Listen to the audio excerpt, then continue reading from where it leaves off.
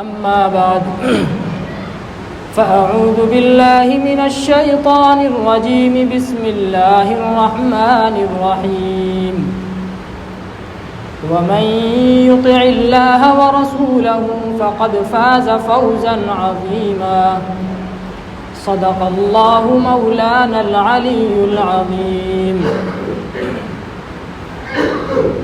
محترم حضرات، معزز سامعین کرام،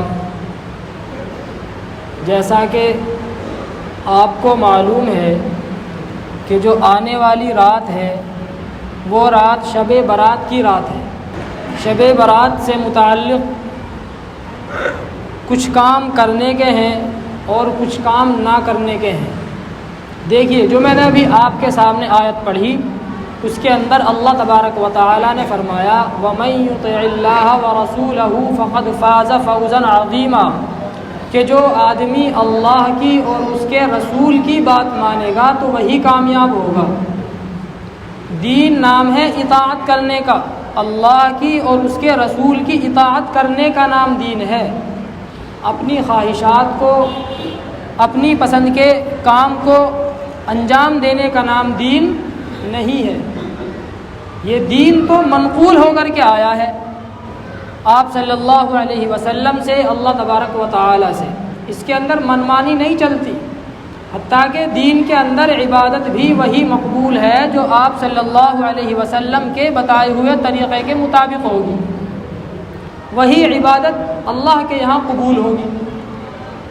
اگر آدمی نماز بھی پڑھ رہا ہے اور آپ صلی اللہ علیہ وسلم کے بتائے ہوئے طریقے کے مطابق نہیں پڑھ رہا ہے تو وہ نماز بھی اللہ کے یہاں مقبول نہیں ہوگی۔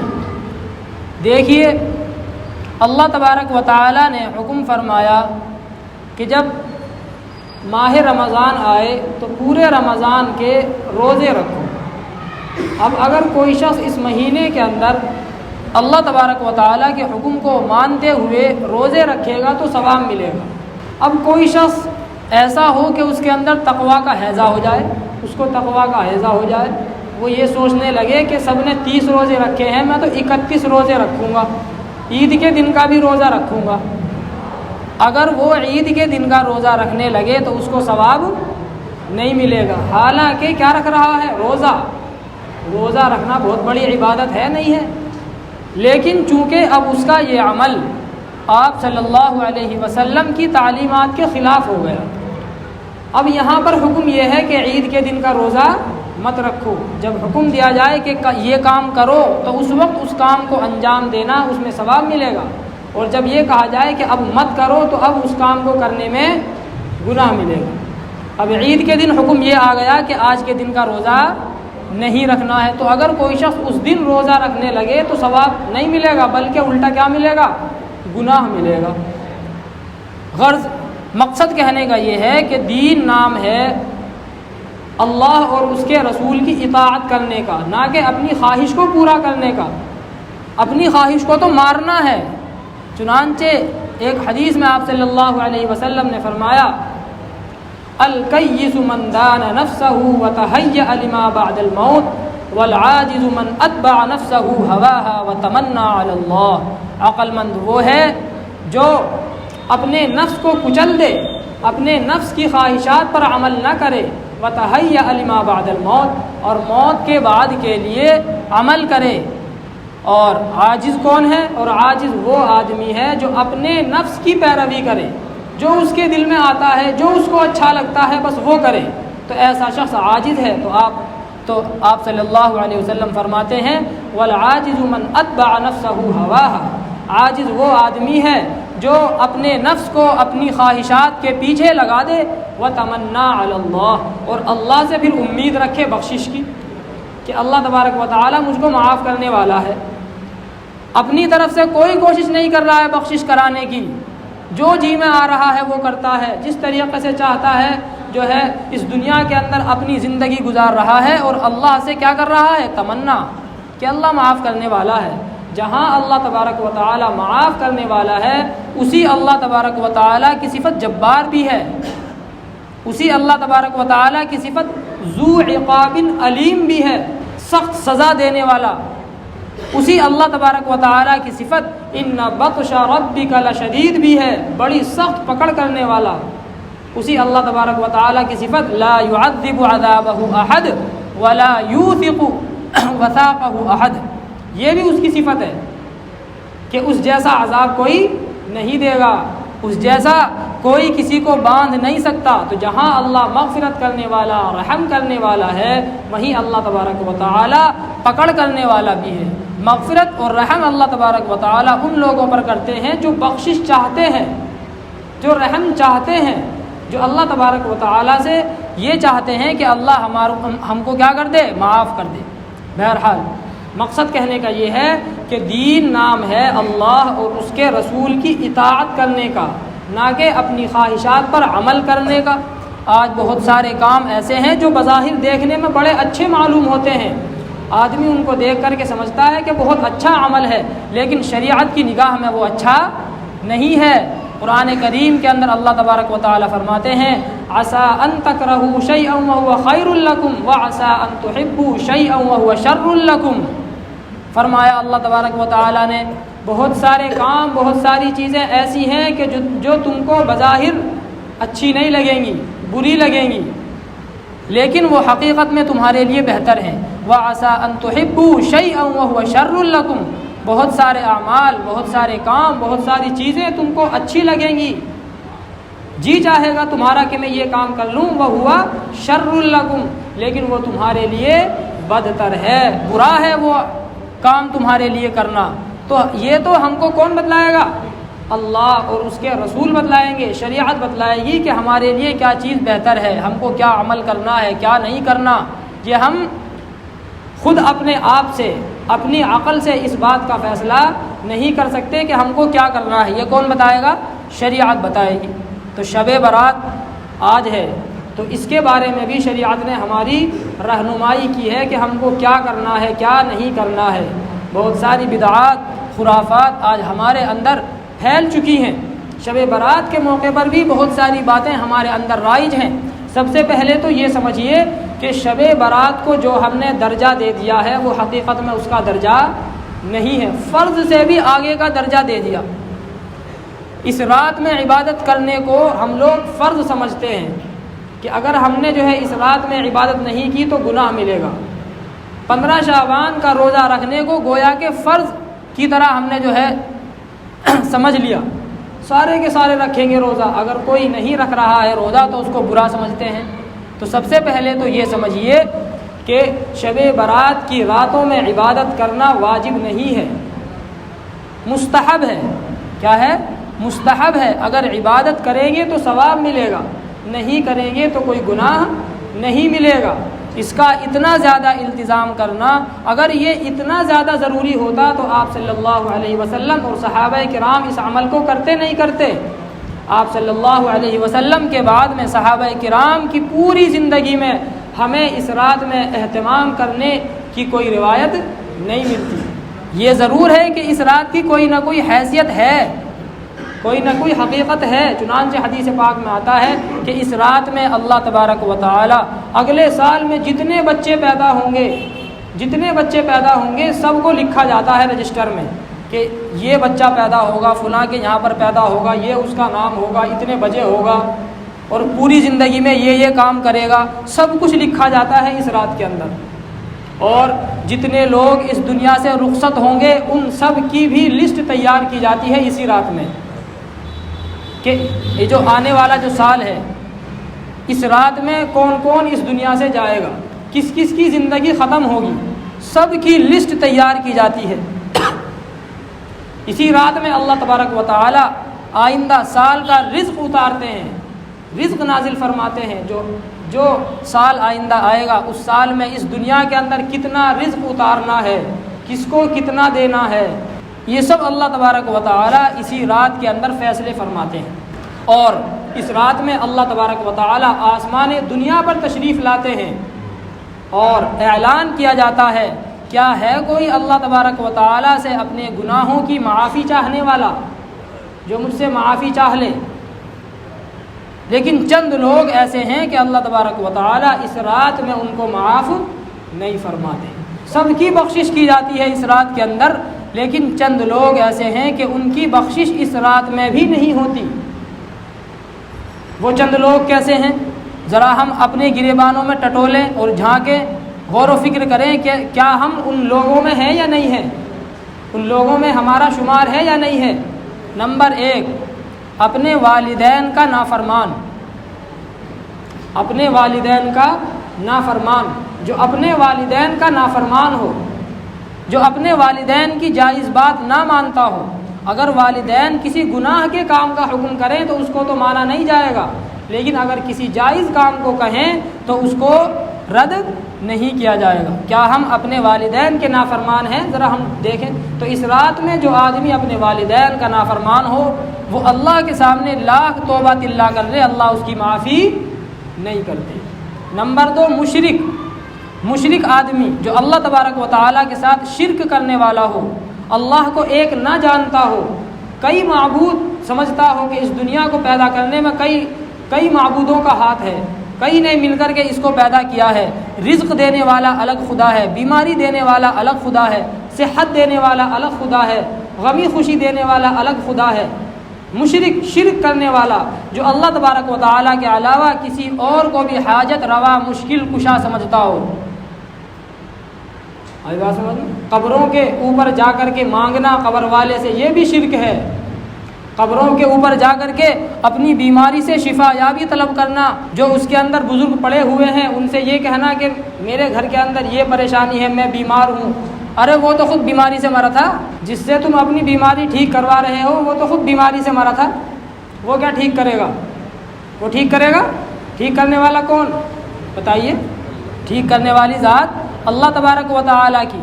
تو مشرک کی اس رات میں اللہ تبارک و تعالیٰ مغفرت نہیں فرماتے۔ نمبر 3، شرابی کی مغفرت نہیں ہوتی اس رات میں، شرابی کی مغفرت اللہ تبارک و تعالیٰ نہیں فرماتے۔ اگر وہ اس شراب سے توبہ نہ کرے، شراب پینے سے توبہ نہ کرے، یہ ارادہ ہو کہ میں تو آئندہ بھی پیتا رہوں گا، بس آج رات عبادت کر لوں، وہ کل کو پھر لگاؤں گا پوا، تو اللہ تبارک و تعالیٰ اس رات میں اس کی مغفرت نہیں فرماتے۔ ہاں اگر وہ اس شراب پینے سے توبہ کر لے تو اللہ تبارک و تعالیٰ معاف کرنے والے ہیں پھر، لیکن اگر وہ شراب پینے سے توبہ نہ کرے، لاکھ اللہ تبارک و تعالیٰ کے سامنے توبہ استغفار کرتا رہے، اللہ معاف نہیں فرمائے۔ کتنے ہو گئے؟ 3۔ نمبر 4، قاتل، قتل کرنے والا، کسی کو ناحق قتل کر دیا، کسی کی جان لے لی، ماں کے پیٹ کے اندر بچے کو قتل کرنا، بچے کا اسقاط کرا دینا، یہ بھی اسی کے اندر شامل ہے۔ الٹرا ساؤنڈ کرا کر کے بہت سے لوگ یہ معلوم کرتے ہیں کہ پیٹ کے اندر بچہ ہے یا بچی ہے، اگر بچی کا معلوم ہو گیا تو دنیا میں آنے سے پہلے ہی اس کا خاتمہ کر دیا گیا، تو یہ بھی اسی کے اندر شامل ہے۔ تو اللہ تبارک و تعالیٰ قاتل کو معاف نہیں فرماتے۔ کتنے ہو گئے؟ 4۔ نمبر 5، کینہ پرور۔ نمبر 5 کون؟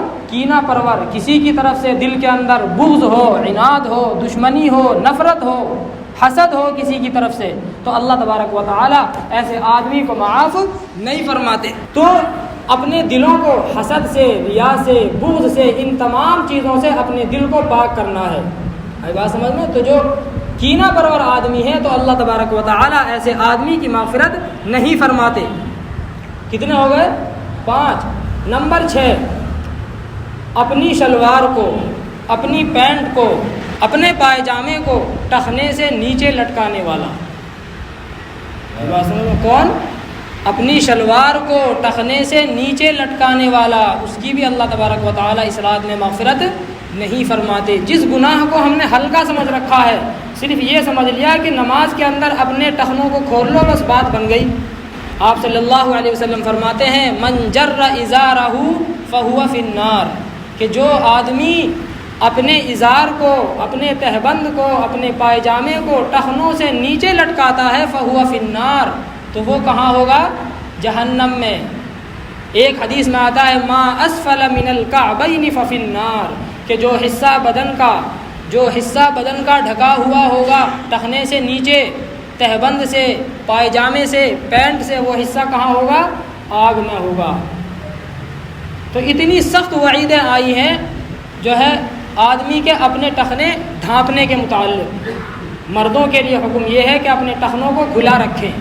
تو چھٹا جو آدمی ہے وہ کون ہے؟ اپنے ٹخنوں کو ڈھانکنے والا ہے۔ تو ہم دیکھیں اپنے اندر، غور و فکر کریں کہ کیا ہم لوگ ان میں شمار ہیں یا نہیں ہیں۔ اور ساتواں کون سا ہے؟ ساتواں ہے چغلی کرنے والا، چغل خور آدمی، اس کی اس سے لگا دی، اس کی اس سے لگا دی، دونوں میں لڑائی جھگڑا کروا دیا۔ تو اللہ تبارک و تعالی ان 7 لوگوں کی مغفرت اس رات میں نہیں فرماتے۔ تو اس رات کے اندر جو کرنے کا کام ہے وہ کیا ہے؟ اگر اللہ تبارک و تعالی توفیق دے تو تھوڑی دیر عبادت کر لی جائے، ذکر و اذکار کر لیے جائیں، قرآن کریم کی تلاوت کر لی جائے، یہ کام کرنے۔ لیکن گھر کے اندر انفرادی طور پر گھر کے اندر مسجدوں کے اندر جو ہے اکٹھا ہونا، مجمع لگانا یا جو ہے لوگوں کو بلانا مسجدوں کے اندر، اس کی اجازت نہیں ہے۔ اپنے گھروں کے اندر یہ سب عبادتیں کی جائے۔ اسی طریقے سے قبرستان جانا یہ بھی لازم نہیں ہے۔ آپ صلی اللہ علیہ وسلم اپنی ساری زندگی میں صرف 1 مرتبہ گئے ہیں قبرستان۔ کتنی دفعہ؟ 1 مرتبہ، اور وہ بھی کسی کو بتا کر کے نہیں، اہتمام کے ساتھ نہیں۔ حضرت عائشہ رضی اللہ تعالی عنہا فرماتی ہیں کہ 15 شعبان المعظم کو آپ صلی اللہ علیہ وسلم میرے یہاں پر سوئے ہوئے تھے۔ رات میں میری آنکھ کھلی، میں نے دیکھا کہ آپ صلی اللہ علیہ وسلم بستر پر موجود نہیں ہیں۔ میں نے سمجھا کہ شاید عبادت کرنے کے لیے مسجد میں گئے ہوں گے۔ مسجد میں گئی میں تو دیکھا کہ وہاں بھی نہیں ہے، مجھ کو خوف محسوس ہوا۔ میں نے سمجھا کہ شاید کہاں گئے ہوں گے؟ قبرستان۔ جب میں پہنچی قبرستان میں تو میں نے آپ صلی اللہ علیہ وسلم کو قبرستان میں پایا۔ دیکھیے قبرستان میں جا رہے ہیں، اپنی اہلیہ کو بھی نہیں بتایا کہ میں قبرستان جا رہا ہوں۔ کس لیے گئے تھے؟ صرف ایصال ثواب کے لیے۔ آج ہم لوگ جو ہے قبرستان کے اندر قمقمے لگاتے ہیں، اس کی صفائیاں کرتے ہیں، پورا اہتمام کرتے ہیں قبرستان کا، گویا کہ یہ فرض ہے، لازم ہے، واجب ہے۔ پورے سال تو قبرستان میں جا کر نہیں جھانکتے تاکہ جو ہے موت کی یاد تازہ ہو۔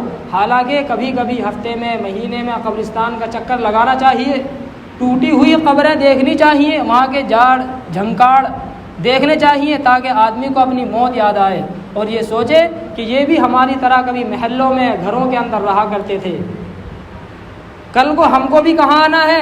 یہیں پر آنا ہے۔ تو کبھی کبھی قبرستان کا چکر لگایا جائے، لیکن بس سال میں 1 مرتبہ جا کر کے ہم سمجھتے ہیں کہ ہمارا فرض ادا ہو گیا، اور اس رات جانے کو فرض سمجھتے ہیں، لازم سمجھتے ہیں۔ یہ لازم نہیں ہے۔ اگر آدمی سنت سمجھ کر کے ساری زندگی میں 1 مرتبہ قبرستان چلا جائے اس رات میں تو سنت ادا ہو جائے گی۔ تو اس رات قبرستان جانا یہ لازم نہیں ہے۔ اسی طریقے سے 15 شعبان المعظم کا روزہ رکھنا یہ واجب نہیں ہے، فرض نہیں ہے، صرف مستحب ہے۔ تو جس عمل کا جو درجہ ہے اس کو اسی درجے میں رکھنا چاہیے۔ 15 شعبان المعظم کی رات میں عبادت کرنے سے زیادہ ضروری 5 وقت کی نماز ہے۔ 5 وقت کی نماز ادا کرنا یہ فرض ہے۔ ان فرائض کو ہم بھولے ہوئے ہیں، نوافل میں لگے ہوئے ہیں۔ ایک رات میں عبادت کر کے ہم سمجھتے ہیں کہ پورے سال کی چھٹی ہو گئی نمازوں کی۔ تو بتلائیے کتنے خسارے کی بات ہے، کتنی جہالت کی بات ہے۔ اس سے زیادہ ضروری کیا ہے؟ 5 وقت کی نماز باجماعت پڑھنا یہ فرض ہے ہر مسلمان مرد و عورت عاقل بالغ پر، لیکن اس کو ہم چھوڑے ہوئے ہیں۔ 15 شعبان المعظم کا روزہ رکھنا صرف نفل ہے، سنت بھی نہیں ہے، مستحب ہے۔ آپ صلی اللہ علیہ وسلم کا معمول تھا کہ آپ ہر مہینے 3 دن کے کیا رکھا کرتے تھے؟ روزے، 13، 14، 15، چاند کی تاریخ 13، 14، 15 ہر مہینے کیا رکھا کرتے تھے؟ روزے۔ تو اس دن کا روزہ بھی آ جایا کرتا تھا۔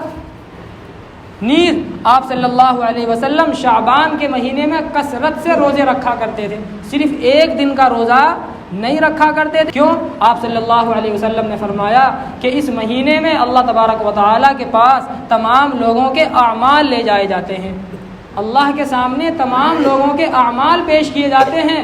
تو میں اس مہینے میں زیادہ سے زیادہ روزے رکھتا ہوں تاکہ میرے اعمال اس حال میں اللہ کے سامنے پیش ہوں کہ میں روزے سے ہوں، میں کیا ہوں؟ روزے سے۔ تو صرف 1 دن کا روزہ رکھ لینا کافی نہیں ہے، زیادہ سے زیادہ رکھتے تھے آپ صلی اللہ علیہ وسلم شعبان میں۔ حضرت عائشہ فرماتی ہیں کہ آپ صلی اللہ علیہ وسلم رمضان کے علاوہ کسی مہینے میں اتنے زیادہ روزہ جو ہے نہیں رکھا کرتے تھے کہ جتنے شعبان میں رکھا کرتے تھے۔ صرف ایک دن کا نہیں رکھتے تھے، کثرت کے ساتھ ایک دن چھوڑ کر کے ایک دن رکھ لیا، 3 دن کے لگاتار رکھ لیے، 4 دن کے رکھ لیے، پھر ایک دن چھوڑ دیا۔ اس طریقے سے کرتے ہیں ہم؟ اس طریقے سے نہیں کرتے۔ اسی طریقے سے 15 شعبان المعظم کو کوئی خاص اہتمام کرنا، نئے کپڑے بنانا، اپنے گھر بار کو سجانا، حلوہ پکانا، یا جو ہے اس دن کی کوئی خاص فضیلت سمجھ کر کے لوگوں کی دعوت کرنا، کھانا تقسیم کرنا، یہ ساری باتیں بدعت ہیں۔ یہ ساری باتیں کیا ہیں؟ بدعت۔ میں نے بتلایا نا ابھی آپ کو شروع میں کہ دین نام ہے اطاعت کرنے کا، اپنے شوق پورا کرنے کا نام دین نہیں ہے۔ چاہے ہم کو لاکھ اچھا لگے، ہم کو چاہے لاکھ اچھا لگتا رہے، لیکن وہ دین نہیں ہے۔ اس لیے کہ اگر دین ہوتا تو سب سے پہلے عمل کون کرتا؟ بتائیے کون کرتا عمل؟ آپ صلی اللہ علیہ وسلم کر کے دکھاتے نہیں دکھاتے؟ لیکن آپ صلی اللہ علیہ وسلم نے اس دن کوئی اہتمام نہیں فرمایا، اور پھر آپ صلی اللہ علیہ وسلم کے بعد میں صحابہ کرام اہتمام کرتے، لیکن صحابہ کرام نے بھی کوئی اہتمام نہیں کیا۔ معلوم ہوا کہ جو چیزیں ہمارے اندر رائج ہیں، جو اعمال رائج ہیں، وہ سارے کے سارے بے اصل ہیں، بے اصل ہیں، ان کی کوئی اصل نہیں ہے۔ ان تمام چیزوں کو چھوڑنا چاہیے۔ صرف 2 کام کرنے کے ہیں، آئی بات سمجھ میں؟ صرف 2 کام، جو آج رات آئے گی اس رات میں عبادت، اگر اللہ توفیق دے تو عبادت، اور وہ بھی کہاں؟ گھر پر، مسجدوں کے اندر جمع ہو کر کے نہیں، اکٹھا ہو کر کے نہیں، گھر کے اندر انفرادی طور پر خود بھی پڑھیں، بچوں کو بھی لگائیں، عورتوں کو بھی جمع کریں، تلاوت کریں، ذکر کریں، اذکار کریں، اور اگلے دن کا روزہ، اور وہ بھی ضروری نہیں ہے۔ بعض لوگ اتنا اہتمام کرتے ہیں کہ رمضان کی طرح فجر کی نماز اول وقت میں کرتے ہیں، آئی بات سمجھ میں؟ اس روزے کا اتنا اہتمام کرتے ہیں، بعض مساجد کے اندر اتنا ضروری سمجھا جاتا ہے کہ پورے محلے والے روزہ رکھیں گے، اور اس کی وجہ سے جو ہے نماز فجر کی اول وقت میں، رمضان میں جیسے ہوتی ہے نا شروع میں ہی، سحری کھانے کے بعد میں نماز ہو گئی، تو اس روزے کو اتنی اہمیت دینا، کسی کام کو اتنی اہمیت دینا جو اس کا درجہ نہیں ہے، یہ خود چھوڑنے کے جو ہے قابل چیز ہے، چھوڑنے والی چیز ہے۔ تو ان تمام چیزوں کو چھوڑنا چاہیے۔ کل فجر کی نماز اپنے وقت پر ہوگی انشاءاللہ، جو فجر کی نماز کا وقت ہے اسی وقت پر ہوگی۔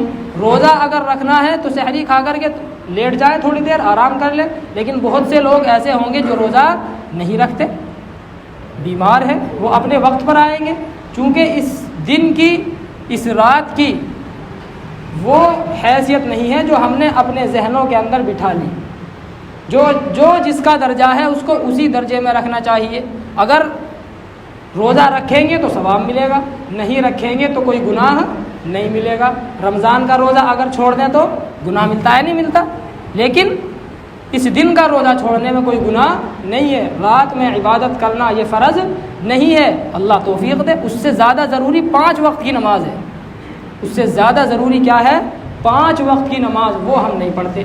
تو جو کام کرنے کا ہے وہ کام کرنا چاہیے، 5 وقت مسجد کے اندر آنا چاہیے، اپنے بچوں کو لانا چاہیے اپنے ساتھ میں، گھر کے اندر تعلیم کرنی چاہیے، گھر کی عورتوں کو کہنا چاہیے کہ بھائی نماز پڑھا کریں، آئی بات سمجھ؟ اسی طریقے سے بہت ساری جگہوں پر بہت سارے پروگرام ہوتے ہیں، اس رات میں جلسے جلوس ہوتے ہیں، جلسے جلوس خود قابل اصلاح ہو چکے ہیں، پوری رات جلسہ چلے گا عبادت سے خالی، پوری رات جلسے جلوس چلتے ہیں، صبح تک بیان ہوتا ہے اور عبادت سے خالی، جو کام اس رات میں کرنے کا تھا وہ ختم، آئی بات سمجھ میں؟ کوئی اس کے اندر چائے پی رہا ہے، کوئی بات کر رہا ہے، کوئی کچھ کر رہا ہے۔ جاگنا مقصد نہیں ہے اس رات میں کہ صرف جاگنا ہی ہے، اس سے تو اچھا یہ ہے کہ آدمی سو جائے۔ اگر جو ہے ہلڑ بازی کرنی ہے، بات چیت کرنی ہے، چائے پینی ہے، تو اس سے تو اچھا یہ ہے کہ آدمی پڑھ کر کے آرام سے سو جائے، اس لیے کہ نہ تو کسی کی چغلی ہوگی، نہ جو ہے وقت ضائع ہوگا۔ اس لیے اگر کرنا ہے تو تھوڑی دیر عبادت کر لی جائے، لیکن اپنے بچوں کو بھی سمجھائے اپنے گھر پر جا کر کے کہ ہلڑ بازی کرنا، شور و شغب کرنا، رات میں بلا وجہ جاگنا، چوراہوں پر کھڑا ہونا، ان تمام چیزوں سے اپنے بچوں کو روکیں، خود بھی رکیں، اور جو کام کرنے کا ہے وہ کام کریں۔ انشاءاللہ اللہ تبارک و تعالی ہمارے عمل کو قبول فرمائے گا۔ اللہ تبارک و تعالی ہم سب کو عمل کرنے کی توفیق عطا فرمائے۔ وآخر دعوانا الحمدللہ رب العالمین۔